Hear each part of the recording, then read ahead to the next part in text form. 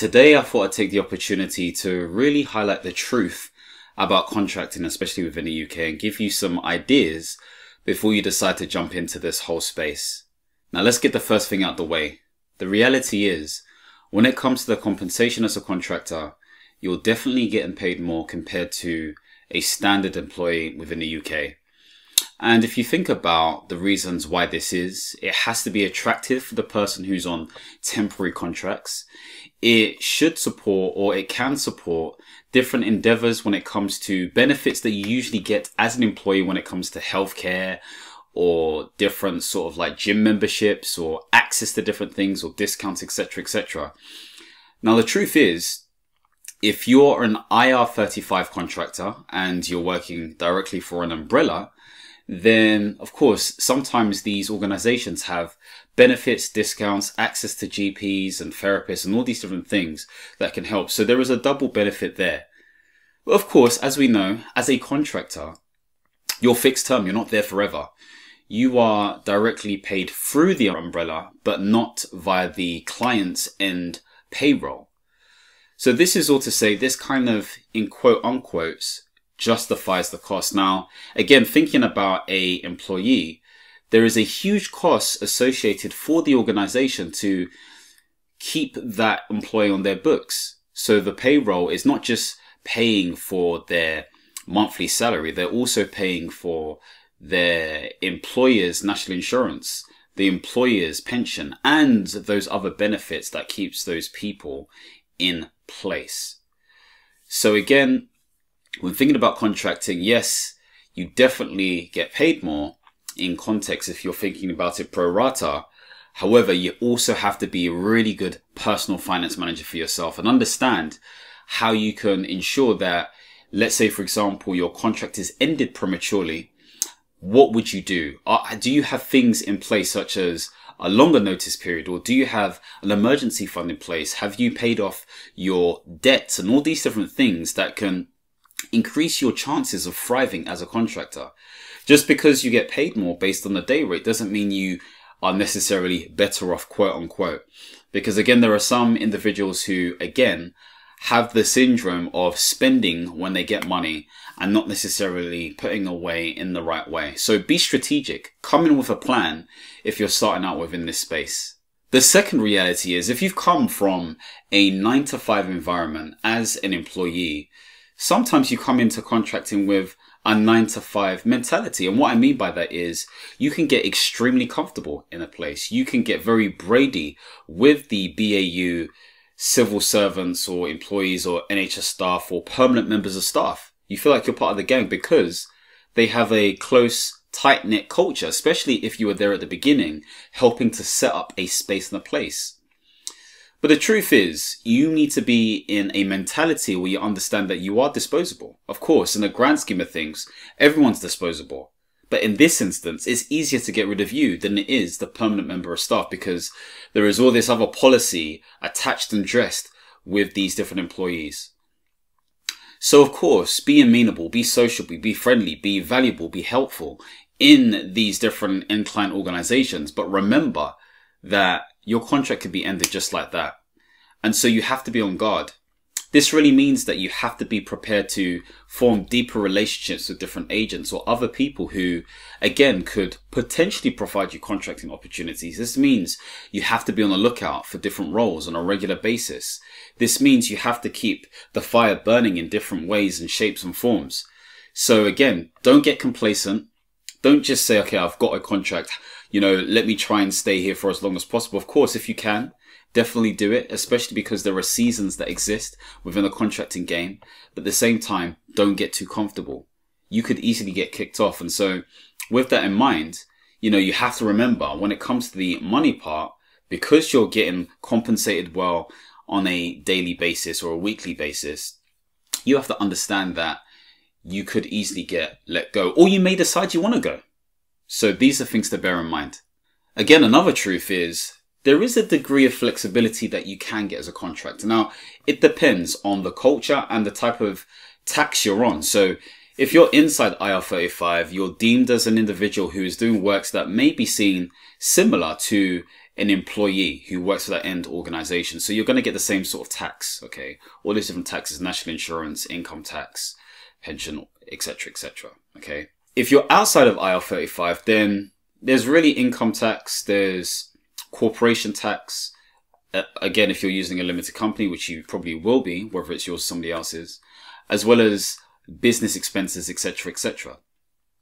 However, again, depending on the culture, your work is less deemed to be at the same rhythm and cadence and type relative to an inside IR35 individual. Okay, so it could be assumed that it's a bit more free reign. Now, that isn't always the reality. You know, there are some sort of roles that are pushing on the edge of inside, but really, you know, they're claimed as outside, but really they're inside. So you don't really want to be on that edge. But if you're on the true outside space, then you're usually going to be doing roles that are, you know, done in your own time or performance based.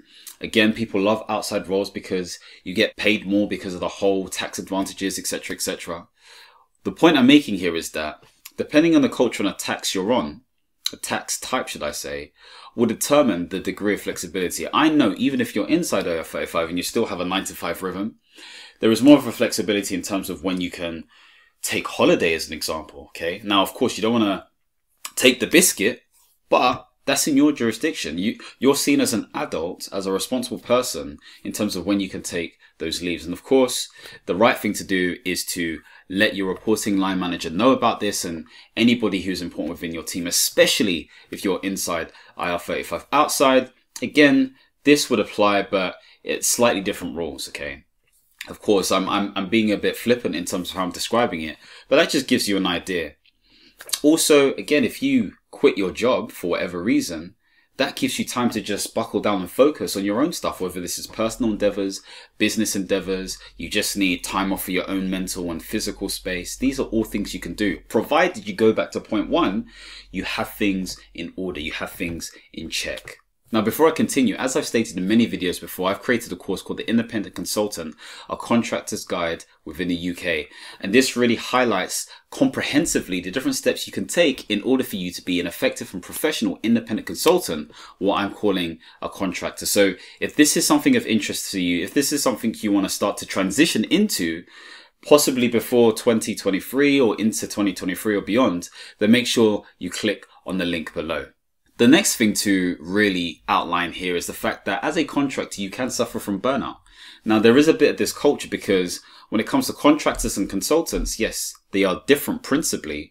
However, they can be treated the same. And if you're there starting up a new organization or a new program or a new implementation or doing something that is, you know, generally seen as new, especially at the birth of an organization, then sometimes because there's less resource and the capacity is low, you can be the person doing a lot of the work, okay? They already see you as an expensive resource, so to speak. And so in their mind, they want to use you up as much as possible. Now, of course, not every organization is like this. And of course, those who have mental health at mind understand that actually this is not how you get the most out of your workforce, whether they're fixed term or permanent. And so with this sort of mentality that's sometimes adopted by leaders, you can be at the brunt of their stick, so to speak. And so all I can say here is just be clear about your boundaries, be clear about your values, say no to things that don't make sense for you. Don't just jump into every single meeting. Have a space and time for planning and implementing and thinking and collaborating, and a little bit of time for social interaction as well. I think that's really important because what will end up happening is you may start quiet quitting, which is this whole phenomenon of you're still working, but you're not giving it your all. And if that's recognized, you know, you may not get the right level of recommendations or testimonials that you may want when you leave.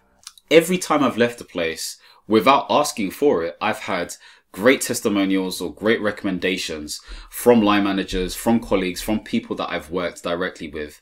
And that's because I try to portray as much value as possible, not just in terms of the practical practitioner style type things, but also in terms of the relationships that I develop with people. And I think relationships are so key in this space, especially when you're feeling burnt out. So don't be afraid to take a break, because again, sometimes as contractors, we're like, oh, we need to get the money in, we need to do this, we need to do that. I know when I got my property at the beginning of this year, that was definitely my mentality. And look, don't get me wrong, it definitely helped.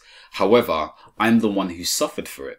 And so you have to keep your mental health in check. Schedule in time. So for example, think about different events and holidays that you may need to take. Think about birthdays, think about celebrations, and factor those things in. And then think about the odd holiday here and there. When I say holiday, I'm talking about break. That could be a staycation or literally in your home. And take those opportunities to take time out, because the mental really affects everything else. The next thing is you can definitely get a mortgage as a contractor. There's this whole myth that exists around the fact that, if you're contracting, you won't be able to get a mortgage, or you need to have 2 years in the books, X, Y, and Z.